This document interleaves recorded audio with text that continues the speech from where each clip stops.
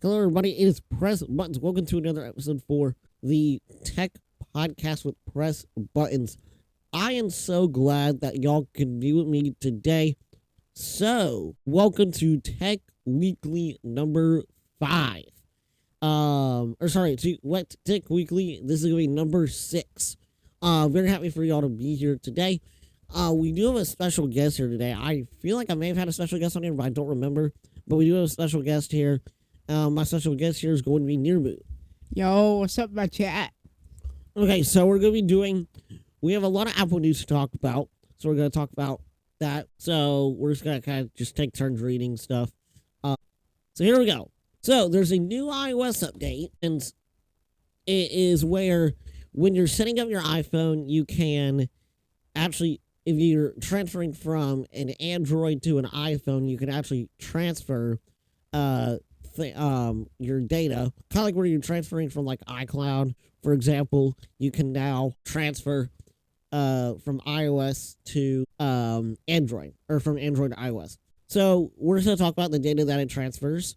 So it will transfer contacts, messages, and SMS history.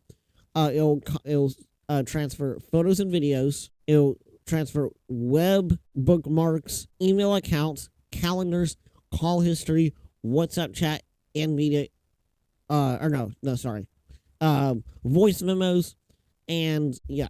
And here is some of the data that it will not remove. So, the data it will not remove, will be the music in the playlist, books and PDFs, app data and game progress, ringtones, settings that don't exist on iOS. Example, enjoy specific controls. Certainly, accessibility tweaks, saved Wi-Fi passwords, etc. Bluetooth pairings, and protected or locked items. Thank you. And for the protected or locked items, basically that means things like encrypted notes won't cross platforms. So next we're going to talk about ChatGPT new update. It now has an Apple Music integration, kind of like how Apple Music does have a Spotify integration. Basically what you do, when you go on ChatGPT, click the plus, then click more, or click app connections, and then you can click on Spotify or the new Apple Music. To do this, all you gotta do is go to, if you're on ChatGPT on the web, click the plus, click more, click explore apps, and then you can find Apple Music to add for your apps. On ChatGPT, on the ChatGPT app on your phone, go to ChatGPT, click the plus, and scroll all the way down to explore apps, and then you will see Apple Music when you just scroll down just a little bit. So here are the things that it's going to be able to do.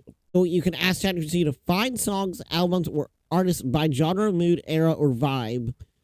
Discover tracks you haven't heard before. You don't have to remember exact titles to search. A natural language works great. ChatGPT will curate playlists based on your instructions, both themed playlists like holiday, workout, study vibes, etc. Generate the list and either preview it or send it to Apple Music. So Play Song Previews, you can listen to short clips of the songs right inside ChatGPT before opening them in Apple Music. And then you can add them to your Apple Music library. Apple Music subscribers can save songs, albums, playlists directly to their library via the integration once the account is linked. What this doesn't do yet. Full streaming inside ChatGPT. You cannot play full songs inside ChatGPT. Read your listening history or library. ChatGPT doesn't automatically access your existing Apple Music listening history, favorites, or current playlists. It only adds new content based on what you requested. And finally, completely personalized recommendations, yet unlike Apple Music's own, how do you say that? Algorithms. Which do use listening history. The ChatGPT apps generates playlists based on your prompts in the Apple Music catalog, not your listening behaviors. Thank you. Okay. Next, we're going to talk about final thing is the iPhone roadmap for the iPhone 18 through the 20. So these are rumors. So just want to warn you, these are rumors. These are not 100% confirmed. So these could or could not be true. So the iPhone 18 series, the launch brand, the new iPhone naming era starts with the iPhone 18, but Apple might change how it schedules releases. Rumors suggest Pro and foldable phones could debut fall 2026, while the standard iPhone 18 and the budget 18e could arrive in spring of 2027. The chip and performance Pro models and the foldable might use a next-gen chip, likely the A20 Pro, built on a 2nm process, offering faster performance and better efficiency, and under-display tech. There are hints Apple could bring under-display Face ID and front cameras to the Pro models to make bezels smaller. And also, they're also talking about for the iPhone Fold, they're talking about the iPhone Fold not having Face ID. It's going to have a fingerprint scanner on the power button, kind of like how some other kind of like how the iPads have Touch ID, but it's on the power button. So that's kind of like what they're probably going to do with the iPhone Fold. Skipping iPhone 19, going straight to the 20. 9 to 5 Mac and analysts are buzzing about Apple possibility skipping iPhone 19 entirely, jumping from the iPhone 18 to 20, especially from the 27 flagship year that's partly tied to the iPhone's 20th anniversary, the original 2007 launch. The idea is Apple might want to treat the iPhone 20 as a major milestone year with bold changes, not just an incremental version after the 18. Thank you. Okay, next iPhone Fold rumors,